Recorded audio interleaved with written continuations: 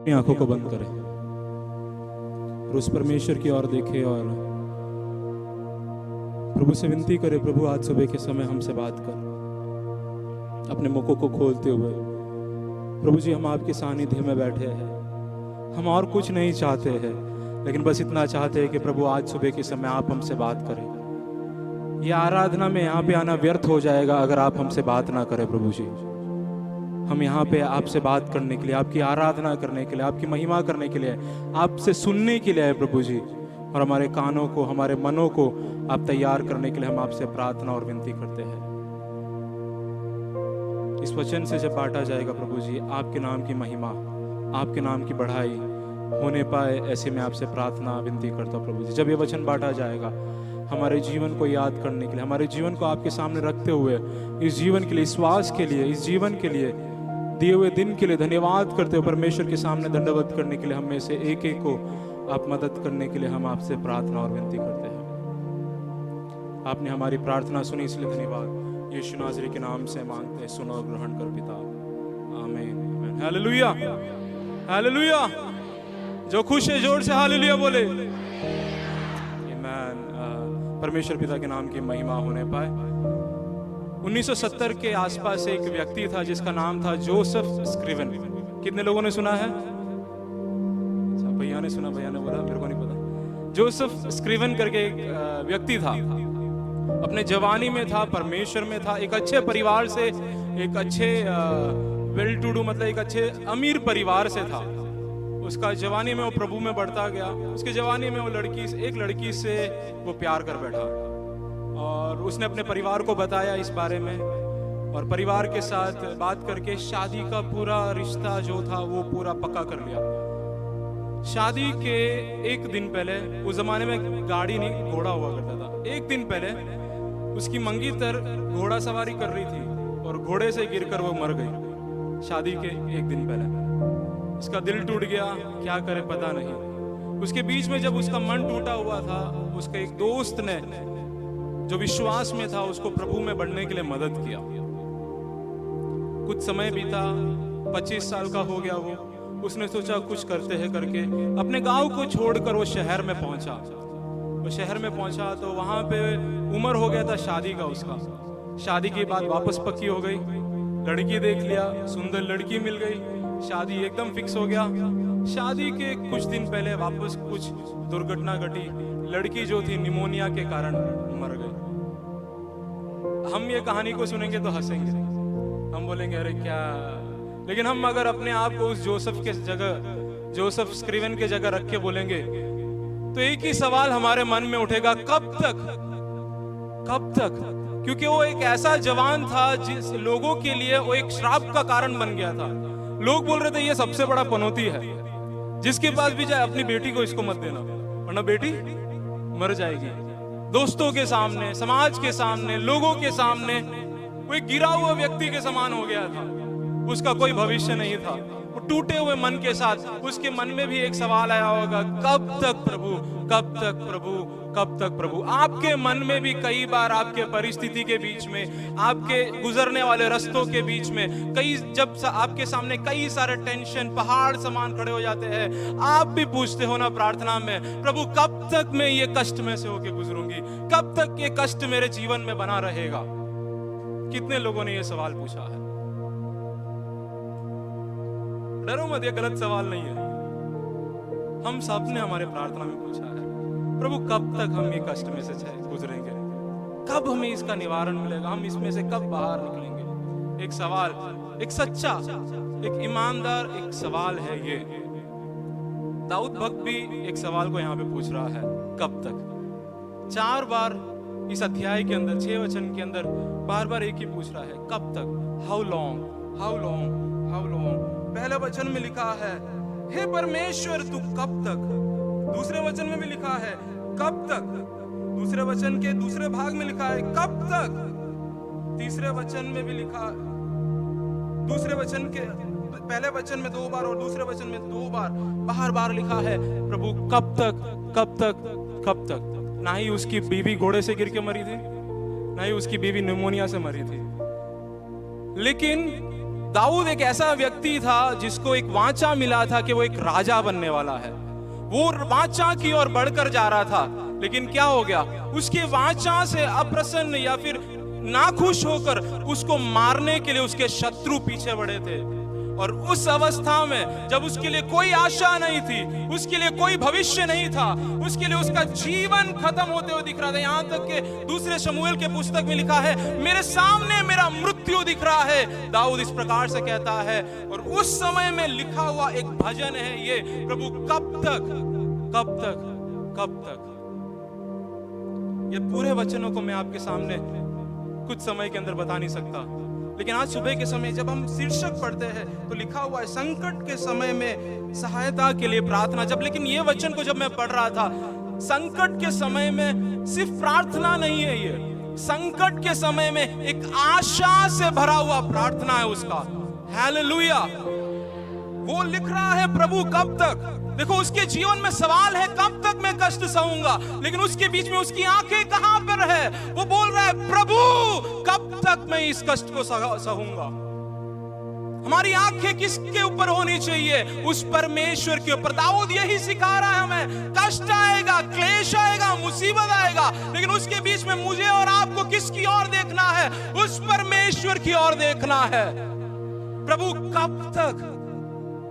दोस्त में कब तक सहूंगा नहीं, मम्मी में कब तक सहूंगा नहीं, पापा में कब तक सहूंगा नहीं, प्रभु कब तक मैं इसमें से गुजरता रहूंगा। मेरी आंखें हमेशा परमेश्वर पे होने चाहिए।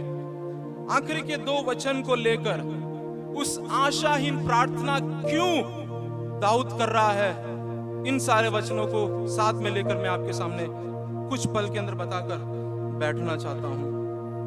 5वां वचन जब शुरू होता है वो एक शब्द के साथ शुरू होता है, परंतु। कष्ट है, क्लेश है, मुसीबत है, लेकिन उसके बीच में दाऊद भक्त एक चीज बोल रहा है, परंतु। कष्ट है परंतु मेरे लिए मेरा प्रभु है। क्लेश है लेकिन परंतु मेरे लिए मेरा प्रभु है। ये मेरा और आपका विश्वास होना चाहिए। किस प्रकार से वहां पे लिखा है, 5वां वचन लिखा है, परंतु मैंने तो तेरी करुणा पर भरोसा रखा है। Praise the Lord. जब पहले और दूसरे वचन को जब हम पढ़ते हैं तो उसमें हम पढ़ते तो हमें पता चलता है कि दाऊद का मन पूरी तरह से टूटा हुआ एक अवस्था में था। पहले वचन में लिखा है, परमेश्वर तू कब तक, क्या सदैव मुझे भूला रहेगा? पहली बात, उस ऐसा एक अवस्था में पहुंच गया था जहां पे वो सोच रहा है प्रभु ने मुझे त्याग दिया है क्या, प्रभु मुझे भूल गया है क्या। दूसरी बात वो लिख रहा है कि प्रभु आप कब तक अपने चेहरे को मुझसे छुपा कर रखोगे। तीसरी बात दूसरे वचन में वो लिख रहा है, मेरा मन टूटा हुआ एक अवस्था में है। चौथी बात वो लिख रहा है, मेरा हृदय पूरी तरह से चकनाचूर हो गया है। Praise the Lord। एक ऐसे एक अवस्था में है जहां पे वो मेंटली पूरी तरह से तबाह हो चुका है। उसके लिए कोई मार्ग नहीं दिख रहा, उसके लिए कोई रास्ता नहीं दिख रहा, उसके लिए कोई भविष्य नहीं दिख रहा। वो क्या कर रहा है उसके बीच में? उसकी आंखें परमेश्वर की ओर लगी है और एक ही वचन को बोल रहा है, परंतु मैंने तो तेरी करुणा पर भरोसा रखा है। इस टूटे हुए अवस्था के बीच में, इस परिस्थिति के बीच में, जब मुझे मेरा मृत्यु क्लियरली दिख रहा है, मैं कहना चाहता हूं मेरा भरोसा यहोवा पर है। हालेलुया। हम किसी छोटे मोटे परमेश्वर की आराधना नहीं करते हैं, हम राजाओं के राजा परमेश्वर की आराधना करते हैं। वो त्यागने वाला परमेश्वर नहीं है। माता पिता आपको छोड़ सकते हैं, आपके भाई बहन आपको छोड़ सकते हैं, लेकिन ना छोड़ने वाला मेरा परमेश्वर हमारी प्रार्थनाओं को सुनता है। हालेलुया। आपके पास भी एक गवाही है ना, आपके पास भी एक गवाही है। आज सुबह के समय जब मैं पाप में डूबा हुआ था, मेरा परमेश्वर ने मुझे बचाया। जब मेरे लिए कोई आशा नहीं थी, उस आशा परमेश्वर ने, आशाहीन अवस्था में मुझे परमेश्वर ने आशा के साथ बचाया। आप यहाँ पे पहुंचे हैं, आपके कार में सेफ्टी का सारा औजार है, सब आपके पास अच्छा इक्विपाइड पूरा कार है, इसलिए आप यहाँ पे पहुंचे नहीं है। ऐसे भी कार थे जिसमें चारों तरफ से बलून निकलते थे और लोग मर गए, लेकिन आपके गाड़ी को यहाँ तक परमेश्वर लेके आया, आपके जीवन के गाड़ी को यहाँ तक परमेश्वर लेके आया। ये मेरी और आपका समझदार नहीं है, मेरे और आपका औकात नहीं है, ये परमेश्वर का प्रेम, ये परमेश्वर की करुणा है। कई बार गवाहियों को बोलते हुए हमने सुना है, मैं अच्छे डॉक्टर के पास गया इसलिए मैं बच गया, मैं अच्छे डॉक्टर से मिला, मुझे फलाना व्यक्ति ने बताया इसलिए बच गया। कितने सारे जो ऑपरेशन थिएटर के अंदर आप लेटे हुए थे, जो बेड के ऊपर आप लेटे हुए थे, उस बेड पे उस ऑपरेशन थिएटर में कई लोग मरकर भी आप जिंदा क्यों हैं? वो परमेश्वर की करुणा है। हालेलुया। आज सुबह के समय हम यहाँ पे जीवित क्यों है? ये हमारा टैलेंट है, हमारा लायकात है, हमारा कुछ नहीं है, ये परमेश्वर की करुणा है, ये परमेश्वर की करुणा है। दाऊद पर टूटे हुए मन के साथ, टूटे हुए अवस्था के बीच में एक ही वो चीज बोल रहा है, मुझे तेरी करुणा पर भरोसा है। Praise the Lord, praise the Lord. मुझे तेरी करुणा पर भरोसा है। आप टूटे हुए अवस्था से गुजर रहे हैं, आपका परिवार टूटे अवस्था से गुजर रहा है, बच्चों आपको आपका भविष्य डगमगाता हुआ लग रहा है। आप बोल रहे हो मेरे लिए, मेरे परिवार के लिए, मेरे जीवन के लिए कोई कल नहीं है, लेकिन मैं कहना चाहता उस परमेश्वर पर भरोसा रखो। दाऊद को पूछोगे, दाऊद तू क्यों भरोसा रखता है? दाऊद बोलेगा, जब मैं कुछ नहीं था मुझे उसने संभाला। इस्राएल जनों को पूछोगे, इस्राएल जन आपके सामने यरीहो दीवार खड़ी है, आप क्यों इतना विश्वास के साथ कैसे इतने घूम रहे हो? उन लोग बोलेंगे लाल समुंदर भी था, उसमें से निकाला, तो इसमें से भी निकालने के लिए विश्वास योग्य है। जैसे जोसाया को पूछोगे, तुम इतना बड़ा सैनिक तुम्हारे सामने आके खड़ा है और तुम्हें मारने के लिए, तुम्हें ललकारने के लिए जब खड़े रहते समय तुम इतने विश्वास के साथ कैसे अपने दोस्तों को हिम्मत दे सकते हो? वो बोलेगा, मेरे बाप दादाओं को बचाने वाला हमारा यहोवा परमेश्वर मुझे आज भी बचाने के लिए, कल भी बचाने के लिए विश्वास योग्य परमेश्वर है। आपके पास एक गवाही है आज सुबह बोलने के लिए, और ये गवाहियों का लेंथ बिना खत्म किए हम बोले जा सकते हैं। दूसरी बात, मैं आगे बढ़ना चाहता हूं समय के भाव की वजह से। आपके पास अभी एक गवाही है, ये गवाही खत्म नहीं हुआ है। परमेश्वर आपकी समस्या के पार एक और गवाही देने के विश्वास योग्य परमेश्वर है। Praise the Lord. आप कौन से अवस्था से होके गुजर रहे हो? वो इस प्रकार से 5वें के दूसरे भाग में इस प्रकार से लिखा हुआ है कि मेरा हृदय तेरे उद्धार से मगन होगा। वो ऐसा नहीं बोल रहा मगन हो गया है, वो बोल रहा है कि मगन होगा। मुझे विश्वास है जिसने मुझे पहले भी निकाला वो विश्वास योग्य है, मुझे इसमें से भी निकाल कर आगे खड़ा कर सकता है। Praise the Lord. 6ठे वचन में लिखा है, मैं परमेश्वर के नाम का भजन गाऊंगा क्योंकि उसने मेरी भलाई की है। Praise the Lord. माता पिता, भाई बहन, बच्चों, आपका कौन सा परिस्थिति है मुझे नहीं पता। आपका भी यही प्रार्थना होगा, आपके प्रार्थना जब घुटने में बैठकर आप प्रार्थना करते होंगे, कब तक कब तक कब तक। मैंने अपने बच्चों को अच्छे विश्वासी परिवार के समान बढ़ाया, लेकिन मेरे बच्चे विश्वास से हट गए, कब तक वो लौट के आएंगे?